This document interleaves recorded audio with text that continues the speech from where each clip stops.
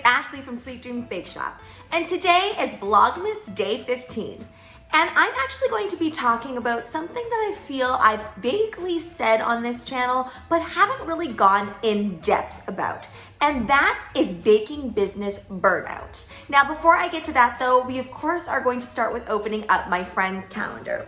I have been collecting all of the charms and different things from this calendar, and I'm absolutely in love with all of them. I cannot wait till I can wear my finished bracelet. Now, I apologize, I can't leave the link down below for this advent calendar because I actually can't find it anymore, but maybe next year there will be something similar. So here we are on day 15. Love it, the iconic window. So cute. The amount of times that I've had to make that out of fondant. All right, now let's get into it. So the first thing I want to talk about is, what is baking business burnout? Well, basically it's when you've taken on way too much work for yourself and you get to that point where you end up regretting taking orders, or you regret even starting a business at all. So I'm really going to be focusing on why this happens, what gets us to this place where we actually just want to throw in the towel altogether. And then later on in the video, I'm going to talk about ways to prevent that. I feel like this is particularly important in 2020. I myself have been experiencing burnout on and off throughout the year, kind of starting around September all the way up until now. So let's talk about how baking burnout occurs. So I think this honestly happens a lot because when you're starting out, you feel like you need to get your business going and you need to keep it running. So the best way to do that is obviously to take on as many orders as possible. And this can happen a lot, especially in the beginning, because you don't have a lot of people ordering from you. Not a lot of people know that you're actually selling baked goods to the public. So when you get an order here and there, your automatic knee-jerk reaction is to accept those orders. At least for me, it was.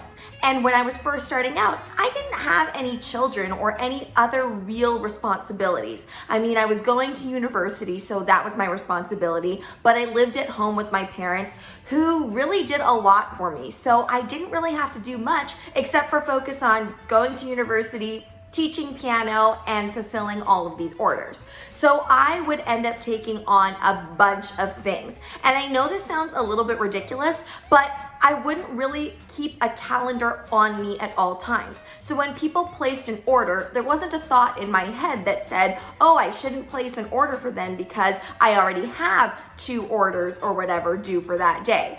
And I feel like this happens to a lot of us that just are single people that have all the time in the world. So what ends up happening is you're overbooking yourself. And I know I did this time and time again. And it takes a lot of years of experience of doing that and memorizing that feeling of discomfort. Now, for me, I actually did this over and over despite the fact that I would have a lot of anxiety from trying to get all of these orders due.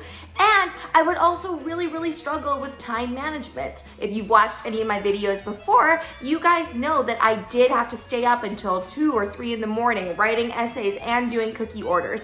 It was a crazy time. But I feel like because when you're young or when you're starting out your business, you feel like you need to take on these things.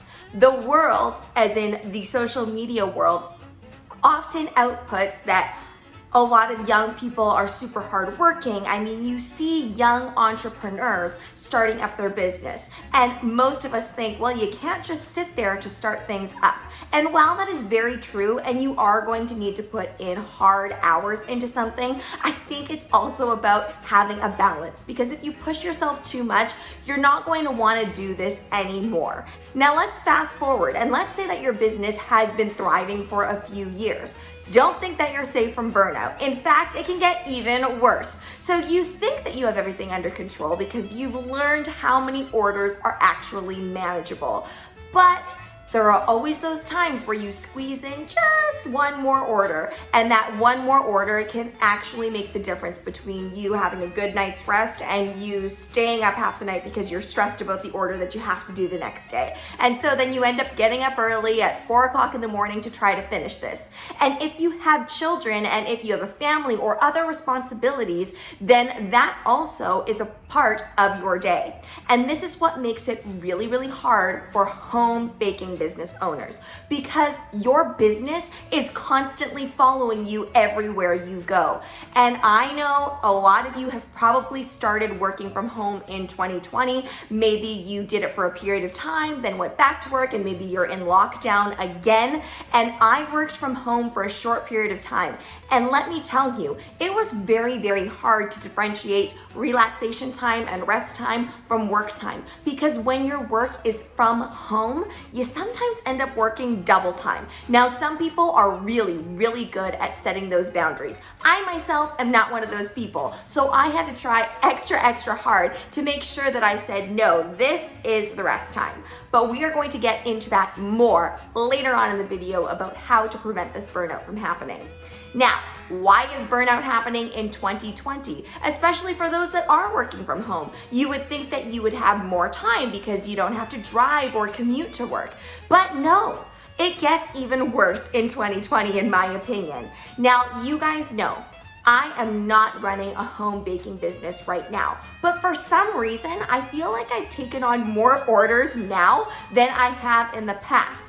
And you might be thinking, where are those orders coming from? And it's all from friends and family. So really, I'm not making a profit from these things. I'm purely doing it for the joy of baking and to make sure that I have content on my channel.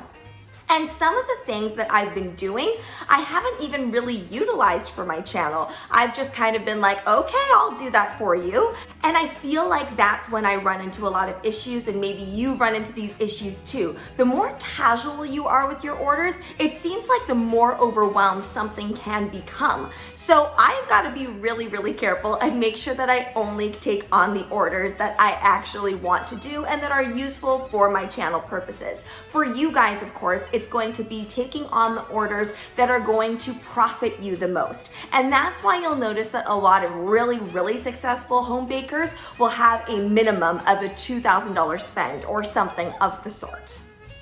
So let's get into how we are actually going to prevent burnout, or when you're in the stages of true burnout and you want to stop decorating or you want to stop baking, what you can do to kind of ease your nerves and to make it a little bit less stressful once you've already crossed that threshold into burnout. So like I said, this is really about organization and learning to say no. The number one reason why you're going to experience burnout is that you have way too many orders, and perhaps you have way too many lines of communication open. So not only are you doing all these orders, but you're also spending your evenings or your free time communicating and talking about orders with future customers. So I would say that you really, really want to limit yourself. In fact, do one less order than you think you can handle. And I know that sounds a little bit strange because we should push ourselves, but that way you're going to spend more quality time on each order. And in turn, you could probably end up charging more and raising your prices because your quality of work is going to go up.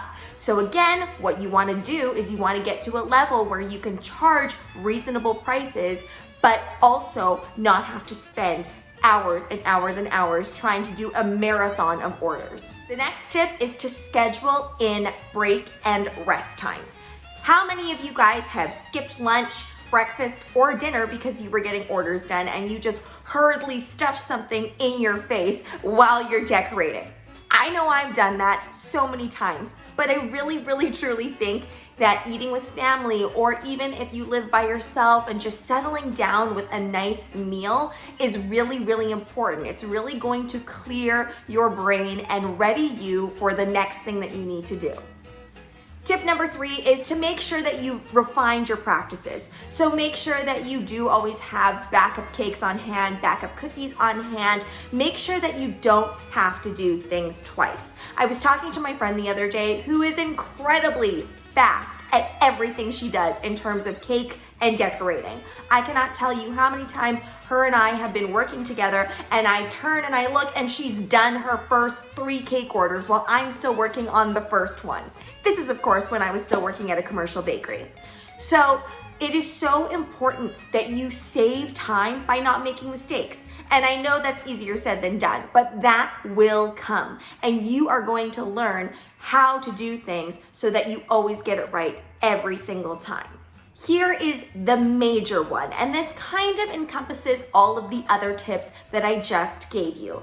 But in 2020, it has been a very financially difficult time for most people. Some people might be fortunate that their jobs and their income are very, very protected. But for those of you that are part-time home baking business owners and part-time whatever else, you might feel like you have to play catch up, especially maybe if your main job or main source of income has been cutting your hours and therefore cutting down your finances. So what you want to make sure is that you don't take on too much. I think a lot of us have that feeling of, oh, I should take on more cake orders, or I should do more cookie orders so I can catch up on my bills, or I can make more money. And while that is true, I do think it's still important to make sure that you don't burn yourself out. And that is the struggle that I have been having, taking on too many things in 2020, not out of a financial need, but out of kind of boredom and thinking that, well, there's nothing else for me to do, so I might as well just take on more. And I feel like that is not the best thinking for myself, because what ended up happening for me was that I had so many projects and so many things on the go that it actually became overwhelming. Having this time in 2020 has kind of forced everybody, I think, to stay at home more. I know I'm currently in lockdown right now. I am by no means saying that you shouldn't take on a lot of orders. Taking on a lot of orders is definitely going to benefit you, especially financially, and it's also probably going to keep your brain sharp, which I know in 2020 I've just sometimes sat there. So it really is important. But it is also important not to burn yourself out, because you want to make sure that your baking business is long-term. Now, what do you do if you've already taken on too many orders and you've taken on too much and you're in that kind of panicky time where you know you have to get XYZ done, but there really isn't that many hours in the day to get XYZ done and have a good night's rest at the same time? So what do? Well, I think when you're in it, it's best to just chunk things in your brain. So put things into smaller chunks and make short-term goals for yourself. That is going to be step number 1. Now, step number 2, to prevent that from happening, but if it does happen, always make sure that you have somebody that can help you if you're desperately in a time crunch. So I hope some of those tips might help you to avoid a baking business burnout. And I hope that you also understand that most of us go through this. And if you haven't experienced baking burnout yet, my hat's off to you. And if you have, don't worry, we all go through it. The best thing to do is to learn how to avoid it in future. Thanks so much for watching, guys. Don't forget to like, share, and subscribe so you can be part of the Sweetie fam. Right now, I'm uploading daily because it's Vlogmas, but also we always upload daily on this channel. Don't forget to comment, request, or ask a question. I love hearing from you guys. And also, thanks so much for 3,000 subscribers. I can't believe it. Bye.